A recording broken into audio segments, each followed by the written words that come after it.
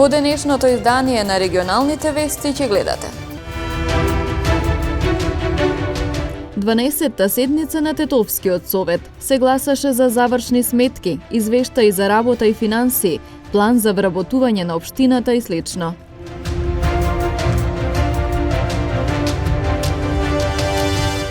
Вице-премиерот за економски прашања Фатмир Битичи се надева дека утре ќе се намалат цените на млечните производи и тестенините.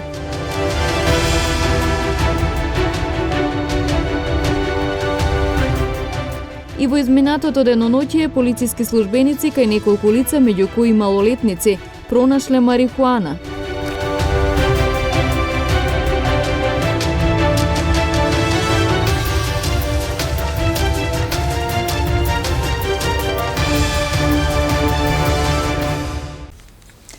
Дванаесетта седница на Советот на општина Тетово се гласаше за завршни сметки, извештаи за работа и финансии, план за вработување на општината и слично. Опозицијата повторно со реакција дека недомаќински се трошат буџетските средства.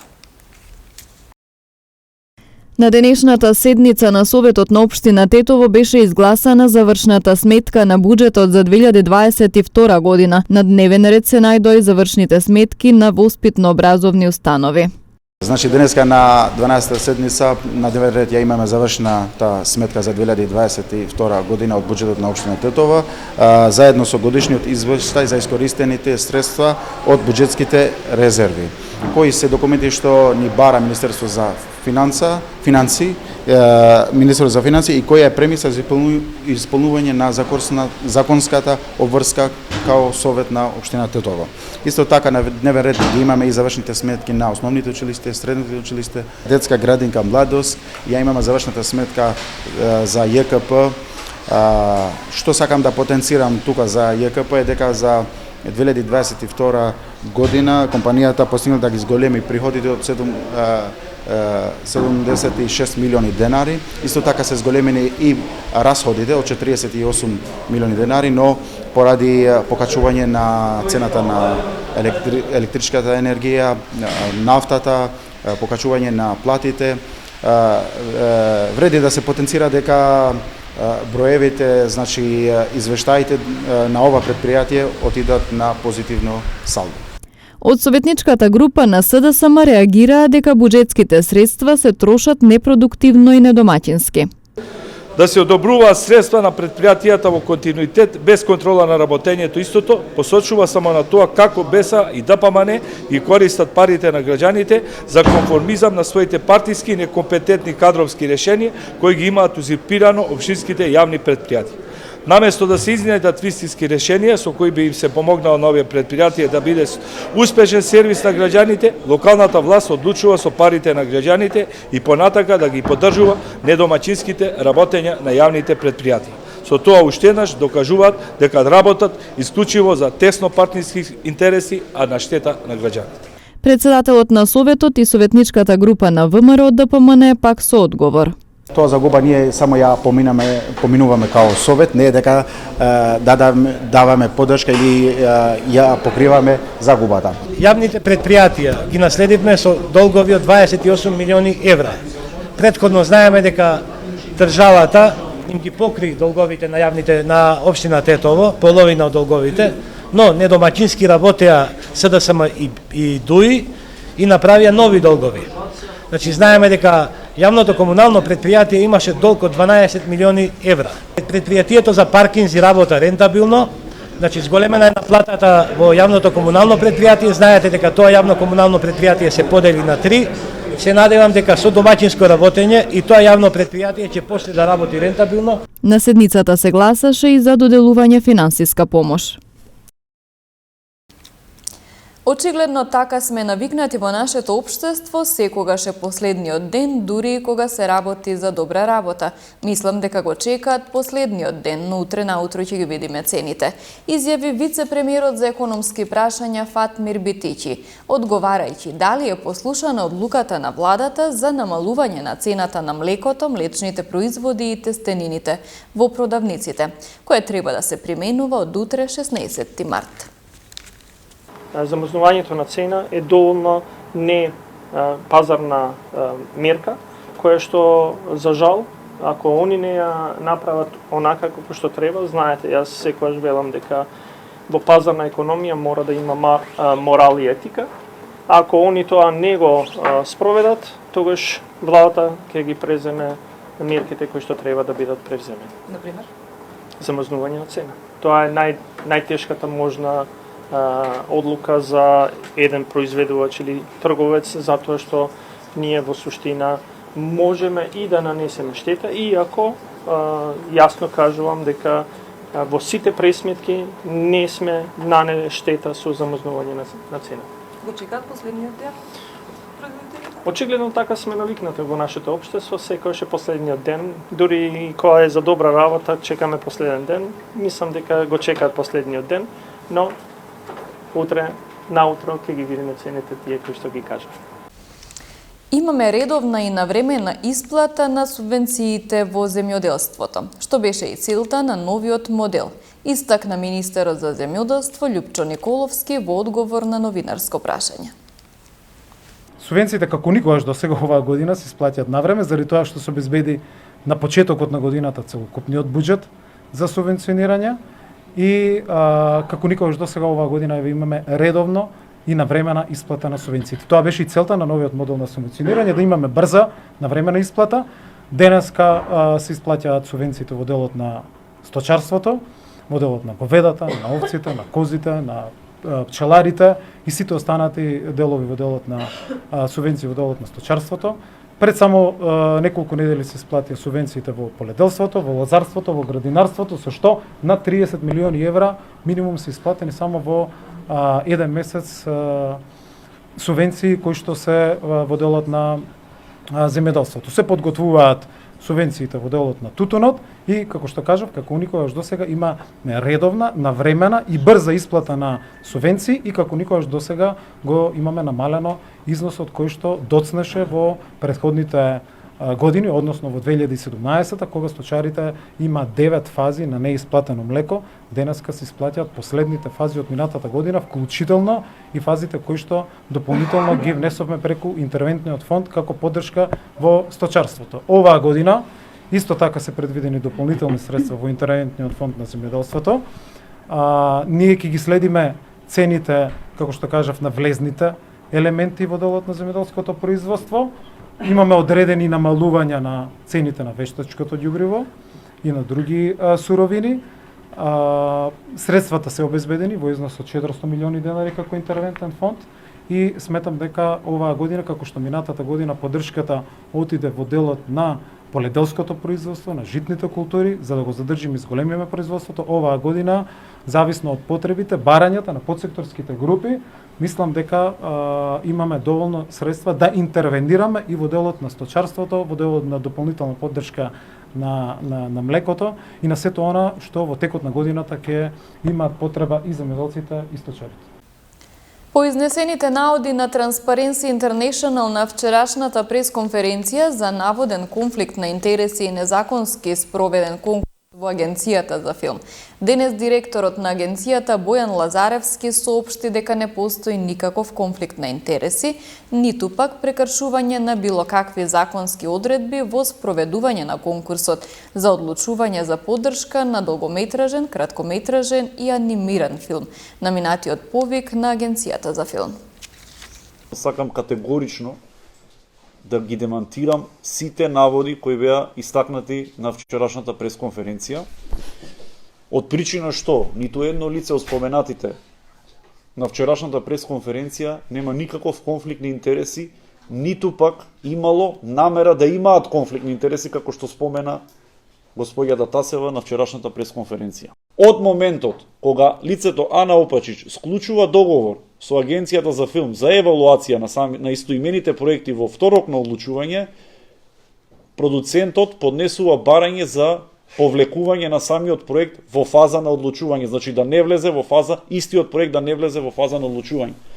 Не само што е транспарентна постапката, туку истата таа документација е предадена и на Transparency International. Лицето Ана Василевска, која учествува лицето Ана Василевска, која е долгогодишен филмски критичар, која учествува во фаза на евалуација на проектите, нема никаков конфликт на интереси или било каква поврзаност ниту со никој од авторите, ниту со никој од продуцентите.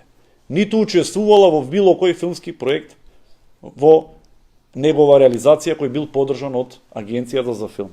Сашко Мицевски, член на Филмскиот совет, уште на почетокот на месец декември има поднесено изјава за изземање од стручното тело на самата институција и повлекување од фаза на одлучување од причина што пријавил истиот самиот тој проект.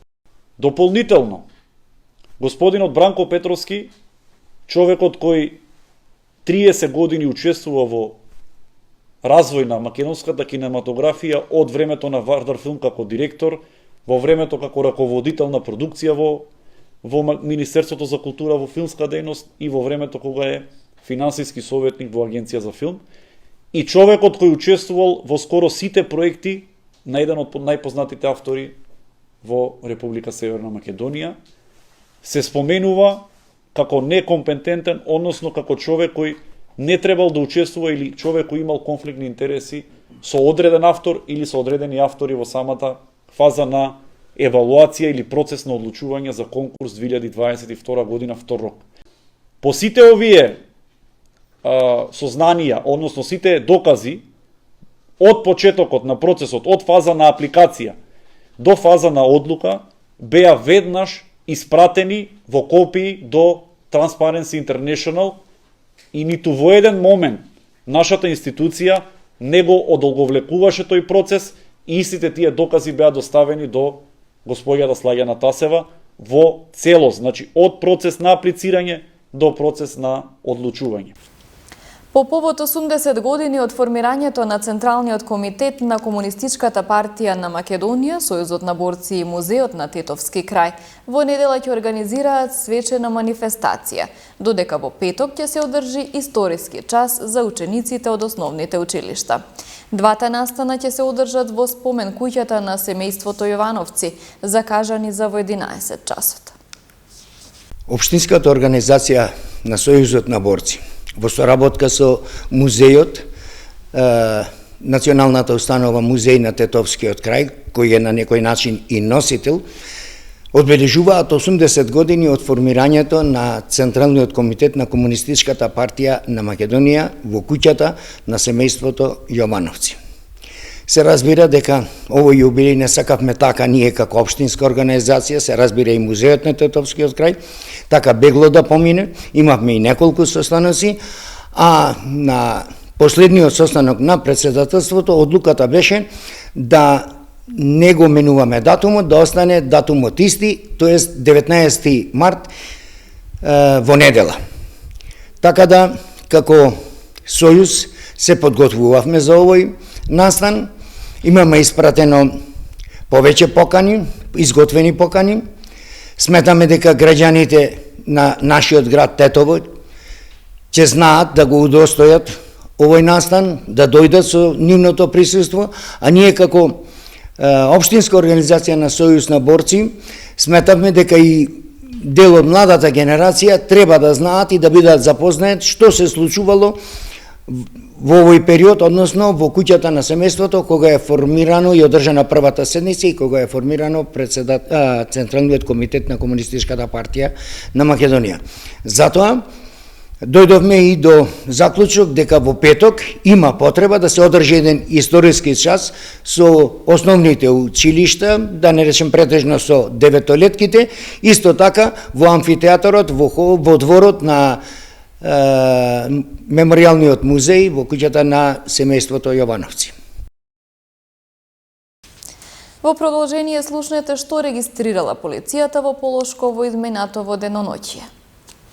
Полициски службеници на СВР Тетово вчера вечер околу 19 часот и 40 минути на локалниот пат Тетово-Ѓермо лишиле од слобода 27 годишник и 23 годишник, двајцата од Тетово, затоа што при нивен преглед на патничко моторно возило БМВ со тетовски регистарски ознаки, во кое се превезувале, им била пронајдена и одземена марихуана. Претходно тие не застанале на полициски знак за запирање и со нивното возило оштетиле полициско возило на СВР Тетово. Извршен е увид, а инволвираните се задржани во полициската станица Тетово за расчистување и документирање на случајот, пошто ќе им бидат изготвени соодветни поднесоци.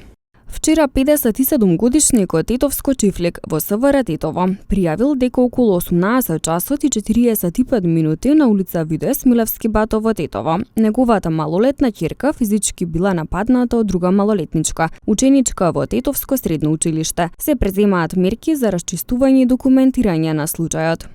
Вчера во 18 часот во СВР Тетово пријавено е дека во нејзиниот стан на улица 188 во Тетово, во кој живеела сама, била пронајдена почината 72 годишна тетовка. Лекари од Тетовската итна помош констатирале смрт без траги на насилство, а јавен обвинител и екипа од СВР Тетово извршиле увид, пошто телото на починатата било предадено на семејството. Вчера околу 16 часот и 10 минути на улица Љубом Момировски во Тетово, полициски службеници на СВР Тетово лишиле од слобода двајца малолетници од Тетово, кај кои била пронајдена и одземена марихуана. По целосно расчистување на случајот против нив ќе следуваат поднесоци. Вчера околу 14 часот и 30 минути во Тетовска вратница, полициски службеници од полициската станица за граничен надзор Рогачево лишиле од слобода 42 годишникот Скопско Љубин, затоа што му бил пронајден и одземен кокаин. Тој е задржан во полициската станица Тетово и по документирање на случајот ќе му биде изготвен соодветен поднесок. Во рамките на акцијската контрола на возила кои вршат јавен превоз на патници, спроведена вчера од 6 до 10 часот на улица Браќа Миладинови во Тетово, полициски службеници на СВР Тетово запреле патничко моторно возило Volkswagen Transporter со тетовски регистарски ознаки, што без потребните документи го управувал 58 годишен тетовец. По документирање на случајот на инволвираниот ќе му биде изготвен поднесок. Полициски службеници на СВР Тетово, оделение за внатрешни работи Гостивар, вчера околу 16 часот и 15 минути во населбата Млаки лишиле од слобода 25 годишник затоа што при преглед, а потоа и при претрес извршен со судска наредба во неговиот дом, му била пронајдена и одземена марихуана. По документирање на случајот против него ќе следи соодветен поднесок. 42 годишен гостиварец вчера во 13 часот и 45 минути во СВР Тетово пријавил дека 10 минути пред тоа, пред угостителски објект на улица Живко Брајковски во Гостивар, бил физички нападнат од едно лице. Се расчистува и документира случајот, пошто ќе биде поднесен соодветен поднесок. Повеќе од 100 професионалци од медиумите од целиот Западен Балкан се собраа во Тирана. Регионалната конференција Независното новинарство е важно во организација на проектот Медија for All се одржа на 9 и 10 март во Тирана. Во текот на овие 2 дена повеќе од 100 новинари, уредници, меѓународни и регионални експерти и представници учествуваа во дискусии и панел дискусии. Воведните говори ги одржа Мија Марзук, заменичка шефица на мисијата на британската амбасада во Тирана, и Лариса Халиловиќ, експертка за меѓународен развој и лидерка на тимот на Медија for All. Преку разни интерактивни сесии, конференцијата беше фокусирана на прикажување приказни и перспективи на жените и младите во медиумите од Западен Балкан.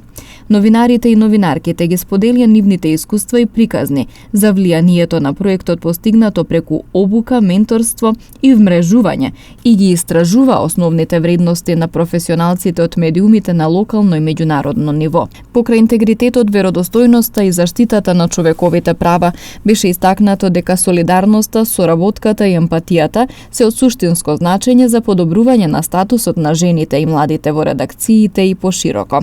Конференцијата представуваше и можност да се истакнат важноста и достигнувањата на медиумите учесници, сериозно посветени на постојано практикување на етичко новинарство во најдобар интерес на нивните заедници и покрај предизвиците со кои секојдневно се соочуваат како мали локални медиуми.